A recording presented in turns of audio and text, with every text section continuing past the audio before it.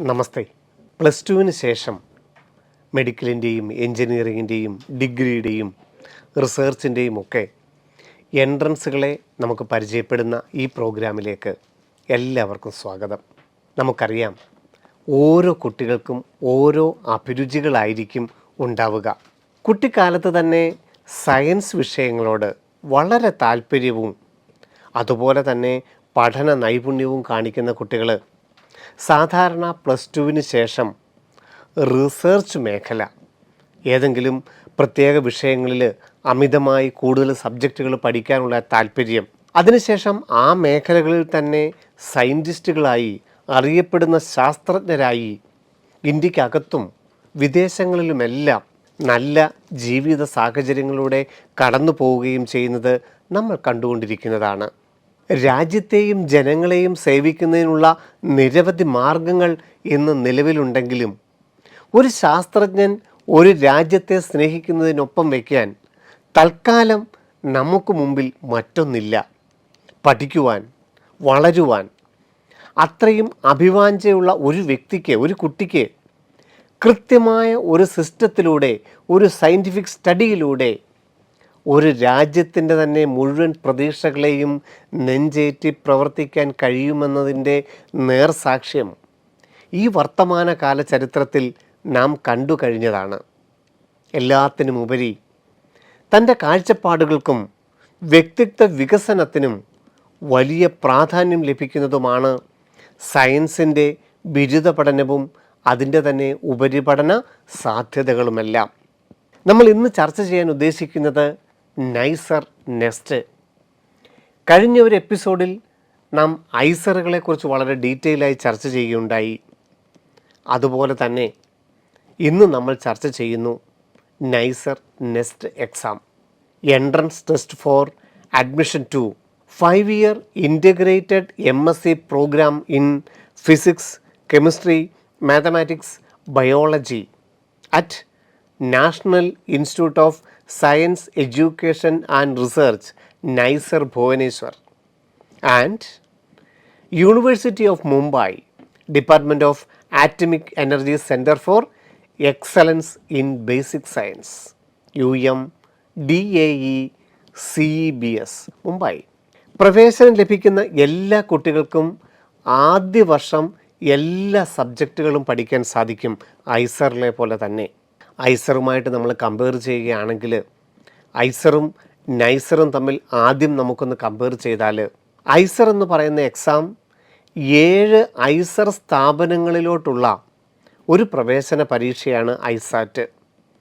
ആ ഐസറിൻ്റെ all India rank അനുസരിച്ച് ഐസറുകളിൽ പ്രവേശനം ലഭിക്കുന്നത് പോലെ തന്നെ IISc ബാംഗ്ലൂരിലും അതുപോലെ തന്നെ IIT മദ്രാസിലെ മെഡിക്കൽ എൻജിനീയറിംഗ് സംയോജിത പ്രോഗ്രാമിലും നമുക്ക് പ്രവേശനം ലഭിക്കും.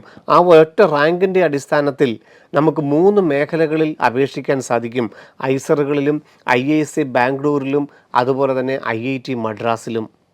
എന്നാൽ നൈസർ വഴി നമുക്ക് ഈ നൈസർ ഭുവനേശ്വറിലും മുംബൈയിലും മാത്രമാണ് അപേക്ഷിക്കാൻ സാധിക്കുന്നത്. ഈ 2 കോളേജുകളിലോട്ടുള്ള 5-year MSc ഇൻ്റഗ്രേറ്റഡ് പ്രോഗ്രാമാണ് നെസ്റ്റ് എക്സാം എന്ന് പറയുന്നത്. ഐസർ നമ്മൾ കണ്ടു, ഐസാറ്റ് എഴുതാൻ സാധിക്കുന്നത് 2023 പ്ലസ് ടു പാസ്സായവർക്കും 24 ബോർഡ് എക്സാം എഴുതുന്നവർക്കും മാത്രമാണ്. അതായത് 2 വർഷം പ്ലസ് ടു ബോർഡ് എക്സാം കൈകാര്യം ചെയ്യുന്നവർക്ക് മാത്രമേ ഐസർ ആപ്റ്റിറ്റ്യൂഡ് ടെസ്റ്റ് എഴുതാൻ സാധിക്കുകയുള്ളൂ. എന്നാൽ നൈസർ നെസ്റ്റ് ആവട്ടെ 2023 പാസ്സായവരോടൊപ്പം തന്നെ 2022 പ്ലസ് ടു പാസ്സായവർക്കും റിപ്പീറ്റേഴ്സിനും നൈസർ നെസ്റ്റ് എക്സാം എഴുതാമെന്നുള്ളതാണ് ഒരു പ്രധാന വ്യത്യാസം. അതുപോലെ തന്നെ ഐസാറ്റ് നമ്മൾ പറഞ്ഞപ്പോൾ ഫിസിക്സും കെമിസ്ട്രിയും മാത്തമാറ്റിക്സും ബയോളജിയും നമുക്ക് പരീക്ഷയ്ക്ക് സബ്ജക്റ്റുകളായിട്ടുണ്ട്. 15 ചോദ്യങ്ങൾ വീതമുള്ള 60 ചോദ്യങ്ങളുടെ സ്കോറിൻ്റെ അടിസ്ഥാനത്തിലാണ് ഐസർ നമുക്ക് റാങ്ക് ലിസ്റ്റ് തയ്യാറാക്കുന്നത്. എന്നാൽ നൈസർ ആവട്ടെ നമുക്ക് പ്രവേശന പരീക്ഷയുള്ളത് ഈ 4 സബ്ജക്റ്റിൽ തന്നെയാണ്. ഫിസിക്സിൻ്റെയും കെമിസ്ട്രിയുടെയും ബയോളജിയുടെയും മാത്തമാറ്റിക്സിൻ്റെയും ചോദ്യങ്ങൾ തന്നെയാണ് നൈസറിലും ഉൾക്കൊള്ളിച്ചിരിക്കുന്നത്.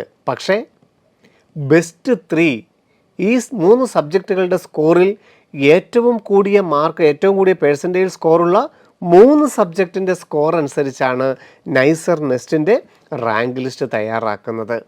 അപ്പോൾ ഇതെല്ലാമാണ് ഐസറുകളും ഇപ്പം നമ്മൾ പറയാൻ പോകുന്ന നൈസറിൻ്റെയും വ്യത്യാസം എന്നുള്ളത് മനസ്സിലിരിക്കട്ടെ. നമുക്ക് ഏറ്റവും പ്രധാനപ്പെട്ട കാര്യം നമ്മൾ പറഞ്ഞു കഴിഞ്ഞു. ആദ്യത്തെ വർഷം എല്ലാ സബ്ജക്റ്റുകളും നമുക്ക് പഠിക്കാൻ സാധിക്കും. നമുക്ക് താല്പര്യമുള്ളത് ഫിസിക്സ് ആവട്ടെ, കെമിസ്ട്രി ആവട്ടെ, ബയോളജി ആവട്ടെ, മാത്തമാറ്റിക്സ് ആവട്ടെ, നമുക്ക് 5 ഇയർ MSc പ്രോഗ്രാമിന് ഇതിലേത് സബ്ജക്റ്റുകളും നമുക്ക് തിരഞ്ഞെടുക്കാം. പക്ഷേ ആദ്യത്തെ വർഷം 2 സെമസ്റ്ററിന് എല്ലാ സബ്ജക്റ്റുകളും ഈ കുട്ടികൾ പഠിക്കണം. 2ാമത്തെ വർഷം മുതലാണ് മേജർ സബ്ജക്റ്റ് സെലക്ട് ചെയ്യാൻ സാധിക്കുന്നത്. ഈ 2 സ്ഥാപനങ്ങളിലെയും ടോപ്പ് പെർഫോമേഴ്സിന് ബാബ ആറ്റമിക് റിസർച്ച് സെൻറ്റർ ബാർക്കിലേക്ക് നേരിട്ടുള്ള പ്രവേശന യോഗ്യതയുമുണ്ട്. അവിടുത്തെ ഇൻ്റർവ്യൂവിന് നേരിട്ടൊരു സാധ്യതയാണ് കിട്ടുന്നത്. 60% മാർക്കോടുകൂടി 2022, 23 അതുപോലെ തന്നെ 24 +2 ബോർഡ് എക്സാം എഴുതാൻ പോകുന്നവർക്കും നൈസർ നെസ്റ്റ് എഴുതാം. +1 +2 സയൻസ് സ്ട്രീം പൂർത്തിയാക്കിയിരിക്കണമെന്നുള്ള നിബന്ധനയാണുള്ളത്. 60% മാർക്ക് വേണമെന്ന് നമ്മൾ പറഞ്ഞു കഴിഞ്ഞു. പക്ഷേ 2004 ആഗസ്റ്റ് 1 ശേഷം ജനിച്ചവരായിരിക്കണം കാൻഡിഡേറ്റ്സ്. അതുപോലെ തന്നെ OBC non creamy layer, EWS, SC, ST, PWD സംവരണങ്ങൾക്ക് അനുസൃതമായിട്ട് തന്നെയാണ് ഈ 2 കോളേജുകളിലെയും ഈ 5 ഇയർ MSc പ്രോഗ്രാമിന് നൈസർ നെസ്റ്റിൻ്റെ റാങ്ക് അനുസരിച്ച് പ്രവേശനം ലഭിക്കുന്നത്. റിസർവേഷനുകളെല്ലാം ഉണ്ട്. നൈസർ ഭുവനേശ്വറിൽ 200 സീറ്റുകളാണ് ഉള്ളത്. അതുപോലെ തന്നെ centre for excellence in basic science CEBS മുംബൈയിലാവട്ടെ 57 സീറ്റുകളിലോട്ടാണ് ഈ റാങ്ക് അനുസരിച്ച് പ്രവേശനം സാധിക്കുന്നത്. എൻട്രൻസിന് 4 സബ്ജക്റ്റുകൾ ഉണ്ടെങ്കിലും ആ 4 സബ്ജക്റ്റിൽ ഏറ്റവും കൂടിയ പേഴ്സൻറ്റേജ് സ്കോറുള്ള 3 സബ്ജക്റ്റിൻ്റെ റാങ്ക് അനുസരിച്ചുള്ള നൈസർ നെസ്റ്റ് എക്സാമിനെയാണ് നമ്മൾ പരിചയപ്പെട്ടുകൊണ്ടിരിക്കുന്നത്. വെബ്സൈറ്റ് നമുക്ക് പരിചയമുണ്ടല്ലേ. nestexam.in എന്ന വെബ്സൈറ്റ് വഴിയാണ് നമ്മൾ ഓൺലൈൻ അപേക്ഷ കൊടുക്കേണ്ടതും നമ്മുടെ റാങ്ക് ലിസ്റ്റ് വരുന്നതും ഇൻ്റർവ്യൂവിനായിട്ട് നമ്മൾ മുംബൈയിൽ ചെല്ലേണ്ട കാര്യങ്ങളും ഒക്കെ വരുന്നത് nestexam.in എന്ന വെബ്സൈറ്റ് വഴിയാണ്. ഈ നെസ്റ്റ് എക്സാമും കമ്പ്യൂട്ടർ ബേസ്ഡ് ഓൺലൈൻ പരീക്ഷയാണ്. കമ്പ്യൂട്ടറിൻ്റെ സഹായത്തോടെ നമ്മൾ ഒരു ഓൺലൈൻ എക്സാം സെൻറ്ററിൽ ചെന്ന് ഇരുന്ന് എഴുതുന്ന പരീക്ഷയാണ് നെസ്റ്റ് എക്സാമും. എല്ലാ വർഷവും ജൂൺ അവസാനത്തെ ആഴ്ചയാണ് ഇന്ത്യയിലെ ഏതാണ്ട് 120ഓളം പ്രധാനപ്പെട്ട സിറ്റികളിലെല്ലാം ഈ ഓൺലൈൻ എക്സാം ഉണ്ട്. കേരളത്തിലാവട്ടെ എല്ലാ ജില്ലകളിലും എക്സാം സെൻറ്റർ ഉണ്ടാവും. എക്സാമിൻ്റെ ആകെ സമയം എന്ന് പറയുന്നത് 3 മണിക്കൂറും 30 മിനിറ്റുമാണ്. ഫിസിക്സ്, കെമിസ്ട്രി, ബയോളജി, മാത്തമാറ്റിക്സിൻ്റെ 17 ചോദ്യങ്ങൾ വീതമാണ് ഉണ്ടാവുക. ഐസറിന് നമ്മൾ എത്രയാണ് പറഞ്ഞത്? 15 ചോദ്യങ്ങൾ 4 മാർക്കാണ് നമ്മൾ പറഞ്ഞത്. എന്നാൽ ഇവിടെ 17 ചോദ്യങ്ങൾ നമുക്ക് മൊത്തമുണ്ടെങ്കിലും അതിൽ 12 ചോദ്യങ്ങളാണ് MCQ ടൈപ്പ് സിംഗിൾ ആൻസർ. അതിന് ഒരു ആൻസറേ ഉണ്ടാവുകയുള്ളൂ, ബാക്കി 3 തെറ്റായിരിക്കും. ഈ ചോദ്യങ്ങളിൽ നമുക്ക് 17 ചോദ്യങ്ങളിൽ 12 സിംഗിൾ കറക്റ്റ് ആൻസർ ആയിട്ടുള്ള MCQ ടൈപ്പാണ്. ബാക്കിയുള്ള 5 ചോദ്യങ്ങൾക്കോ മൾട്ടിപ്പിൾ കറക്റ്റ് ആൻസർ ഉണ്ടാവും, ഒന്നിൽ കൂടുതൽ ആൻസറുകൾ ഉണ്ടാവും. അതിൽ നമുക്ക് മാർക്കിൻ്റെ ഘടനയ്ക്കും വ്യത്യാസമുണ്ട്. ഈ 12 ചോദ്യങ്ങളിൽ MCQ ടൈപ്പുള്ള 12 ചോദ്യങ്ങൾ സിംഗിൾ ആൻസർ ആയിട്ടുള്ള ഒരു ആൻസർ മാത്രമുള്ള ഈ 12 ചോദ്യങ്ങൾക്കും ശരി ഉത്തരത്തിന് 2.5 മാർക്കും, ഉത്തരം തെറ്റിപ്പോയാൽ -1 മാർക്ക്, -1 ആണ് മാർക്ക്. എന്നാൽ 5 ചോദ്യങ്ങൾക്ക് മൾട്ടിപ്പിൾ കറക്റ്റ് ആൻസറാണ്, അതായത് ഒന്നിൽ കൂടുതൽ ആൻസറുകളുണ്ട്, അവയ്ക്ക് നെഗറ്റീവ് മാർക്കിംഗ് ഇല്ല. പക്ഷേ ആ ചോദ്യങ്ങളിൽ ഓരോ ചോദ്യത്തിലും എത്ര ഉത്തരങ്ങളുണ്ടോ ആ എല്ലാ ഉത്തരവും എഴുതിയാൽ മാത്രമേ മാർക്ക് ലഭിക്കൂ. 4 മാർക്ക് ലഭിക്കും. ഒരു ചോദ്യത്തിന് അതിൻ്റെ 4 ചോയ്സ് തന്നിരിക്കുന്നതിൽ 3 ആൻസർ ആണെന്നിരിക്കട്ടെ, ആ 3 എഴുതിയെങ്കിൽ മാത്രമേ 4 മാർക്ക് ലഭിക്കുകയുള്ളൂ. അങ്ങനെ മൊത്തം 200 മാർക്കിലാണ് നെസ്റ്റ് എക്സാം നടക്കുന്നത്. നമ്മൾ മുമ്പ് പറഞ്ഞതോ ഏറ്റവും കൂടുതൽ പേഴ്സൻറ്റേജ് സ്കോറുള്ള 3 സബ്ജക്റ്റുകളുടെ മാർക്ക് മാത്രമേ റാങ്ക് ലിസ്റ്റിനായിട്ട് പരിഗണിക്കുന്നുള്ളൂ. അങ്ങനെ വരുമ്പോൾ മൊത്തം 200 മാർക്കിലാണെങ്കിൽ പോലും 150 മാർക്കിലായിരിക്കും ഫൈനൽ റാങ്ക് ലിസ്റ്റ് പരിഗണിക്കുന്നത്.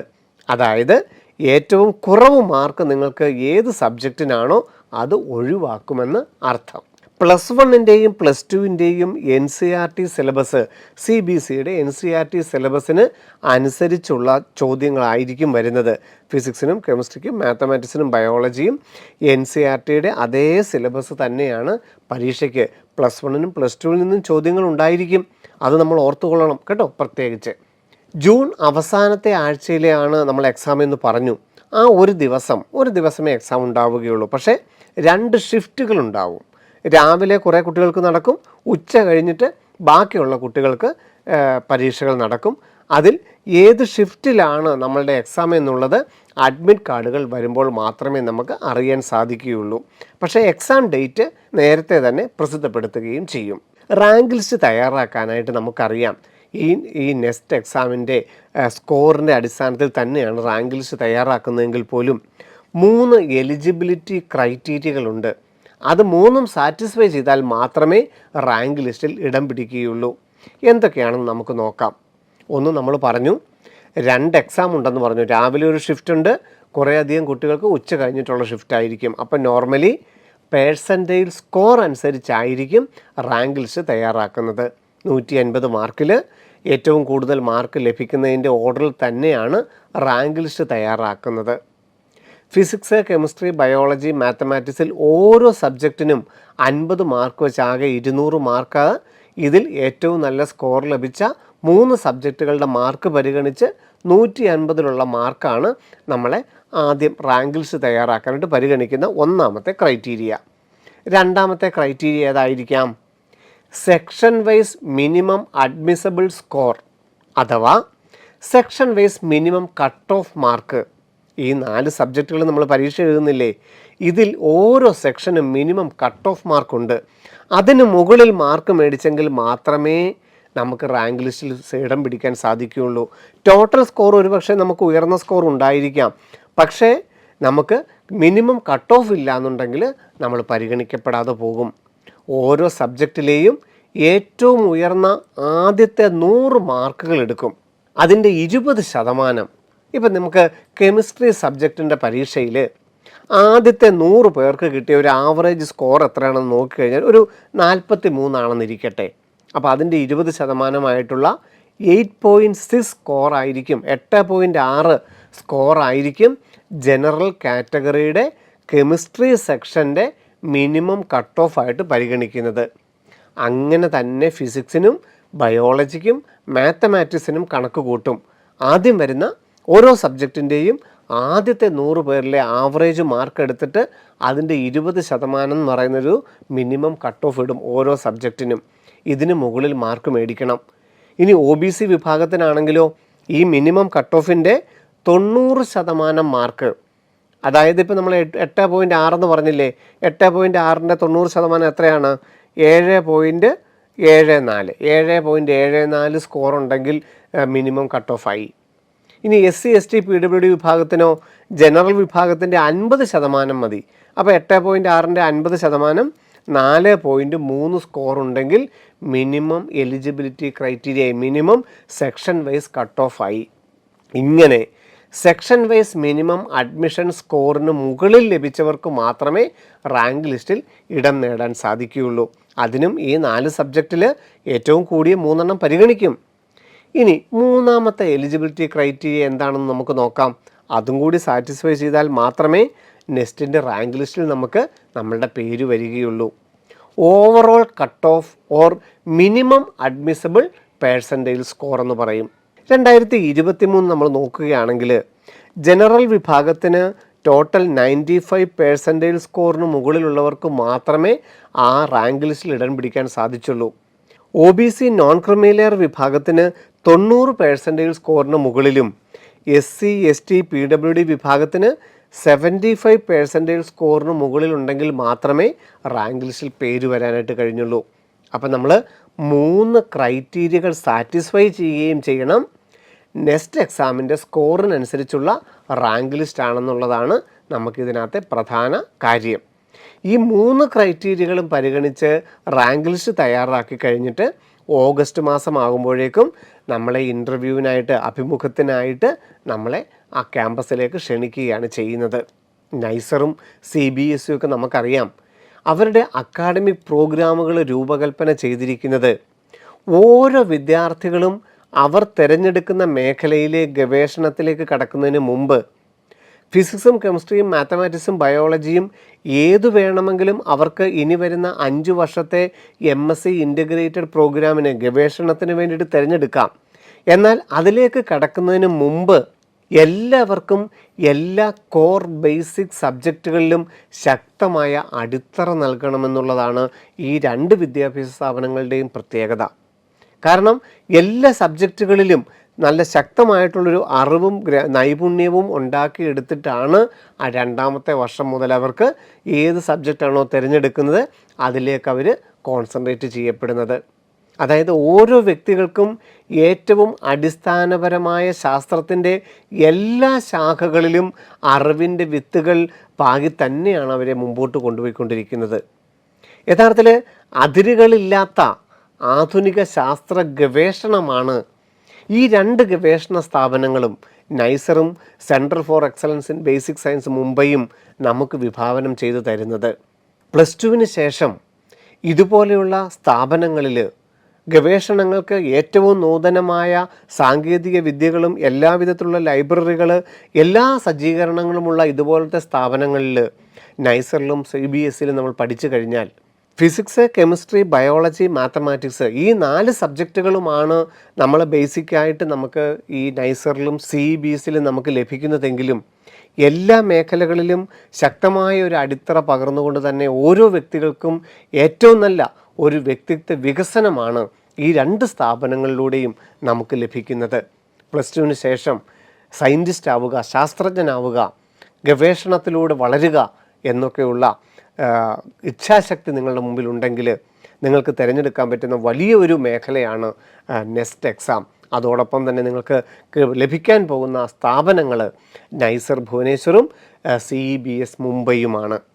ഏറ്റവും ടോപ്പ് പേഴ്സൻറ്റേജ് സ്കോറോടുകൂടി നിങ്ങൾക്ക് പെർഫോം ചെയ്യാൻ സാധിച്ചു കഴിഞ്ഞാൽ ബാർക്കിൽ ബാബ ആറ്റോമിക് റിസർച്ച് സെൻറ്ററിലെ നിങ്ങൾക്ക് നേരിട്ട് ഇൻ്റർവ്യൂവിന് ക്ഷണം ലഭിക്കുകയും ചെയ്യും. അതോടൊപ്പം തന്നെ ഈ 2 സ്ഥാപനങ്ങളിലും പഠിക്കുമ്പം ഏറ്റവും ഉയർന്ന സ്കോളർഷിപ്പ് സാധ്യതകളും, അതായത് 60,000 രൂപയോളമുള്ള ഇൻസ്പയർ സ്കോളർഷിപ്പുകൾ, അതുപോലെ 20,000 രൂപയോളമുള്ള CBSEയിലെ സ്കോളർഷിപ്പ് സാധ്യതകൾ, ഇൻറ്റേൺഷിപ്പ് ചെയ്യുമ്പോഴുള്ള സാധ്യതകളൊക്കെ സ്കോളർഷിപ്പോട് ഉയർന്ന സ്കോളർഷിപ്പോടുകൂടി പഠിക്കാനുള്ള സാധ്യതകളും നെക്സ്റ്റ് എക്സാമിലൂടെ നിങ്ങൾക്ക് ലഭിക്കുകയും ചെയ്യും. അടുത്ത ആഴ്ച നമുക്ക് മറ്റൊരു എക്സാമുമായിട്ട് വീണ്ടും കാണാം. നന്ദി, നമസ്കാരം. എൻട്രൻസ് സംബന്ധമായ വാർത്തകളും അപ്ഡേഷനുകളും ഏറ്റവും വേഗം ആധികാരികമായി അറിയാൻ ബ്രില്യൻറ്റ് സ്റ്റഡി സെന്റർ പാല യൂട്യൂബ് ചാനൽ സബ്സ്ക്രൈബ് ചെയ്യുക. ബെൽ ഐക്കൺ അമർത്തുക. ഈ വീഡിയോ മറ്റ് സുഹൃത്തുക്കളിലേക്കും ഷെയർ ചെയ്ത് നൽകുക.